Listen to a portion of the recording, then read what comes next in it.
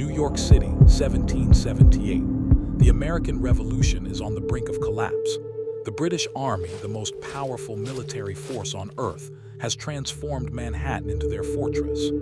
General George Washington has been pushed out of the city, retreated to the hills, and is essentially flying blind. He has no idea what the British are planning next. He knows that without eyes and ears behind enemy lines, the rebellion will die in the cold.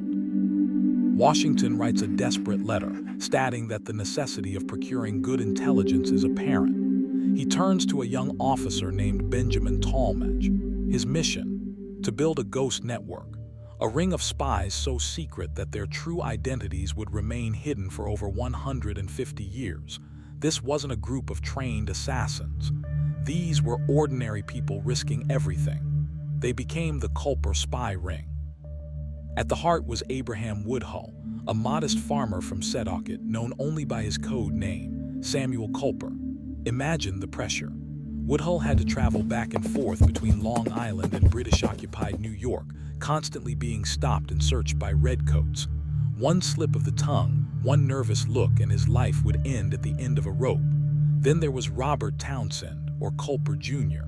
He was a merchant and a society journalist. He sat in the same taverns as British officers, listening to their drunken boasts and recording every detail about troop strengths and ship movements. To stay hidden, they used a complex system of ciphers. They didn't write Washington or New York. They used numbers.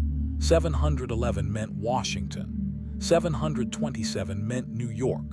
They were building a vault of data that the British couldn't even imagine existed. But how did they move the information? This is where the story becomes a movie. They used a sympathetic stain, an early version of invisible ink developed by Sir James J. A message would be written in invisible ink between the lines of a normal, boring letter about family or business. Only the recipient, using a specific chemical reagent, could reveal the hidden truth. And then there is the legend of Anna Smith Strong. Living on the coast of Long Island, she used her laundry line as a silent telegraph. If she hung a black petticoat, it meant a courier had arrived by boat. The number of handkerchiefs hung next to it told the spy which hidden cove to meet the courier in. It was a masterpiece of hidden in plain sight communication. Right under the eyes of the British elite, the secrets of the empire were being stolen and rode across the Sound in the dead of night. The ring's greatest test came when they uncovered the ultimate betrayal. Through their network, they began to see pieces of a puzzle that didn't fit, clues that led straight to one of Washington's most trusted generals, Benedict Arnold. The Culper ring provided the intelligence that led to the capture of British Major John Andre, exposing Arnold's plan to surrender West Point. If they had failed, the heart of the American defense would have been ripped out. Because of these spies, Washington was able to outmaneuver the British at every turn.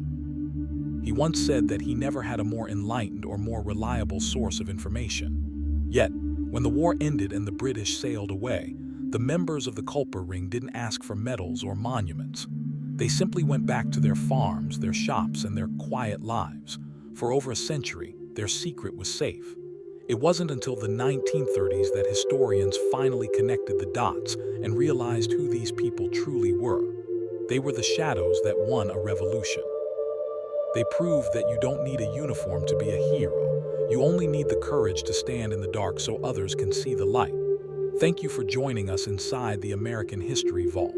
If you want to continue uncovering the hidden layers of our past, make sure to subscribe and hit the bell icon. Our history is full of secrets. Let's unlock them together. What's your favorite forgotten story from the Revolution? Let us know in the comments below.